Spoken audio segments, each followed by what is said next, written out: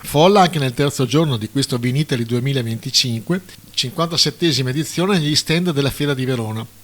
Un altro grande successo con 4.000 espositori, 30.000 buyers, operatori internazionali, 140 paesi rappresentati, dei quali 180 buyers statunitensi.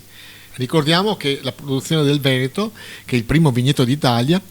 è di 12 milioni di ettolitri con 80.000 addetti, 103.000 ettari, e il Veneto rappresenta il 37% dell'export nazionale dei vini,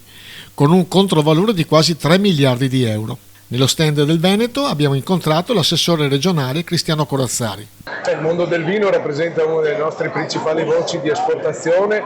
un'industria che sa sempre rinnovarsi, una realtà che rappresenta anche la nostra storia, la cultura e l'identità di un territorio italiano e veneto in particolare. Il Prosecco è il nostro campione in tema di esportazioni, il mondo naturalmente vive un momento complicato dal punto di vista commerciale, ma non penso che i dazi possano compromettere quello che è una realtà che può essere prodotta solo qua, un'eccellenza unica che viene dal Veneto, che viene dalla sapienza dei nostri produttori, e quindi l'importante sarà quello di favorire sempre di più la produzione nel nostro territorio, favorire sempre più l'aumento della qualità,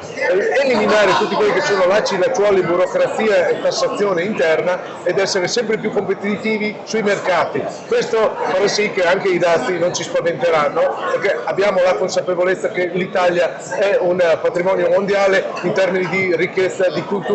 di identità, di bellezza e di qualità dei prodotti, e prima fra tutti il nostro vino.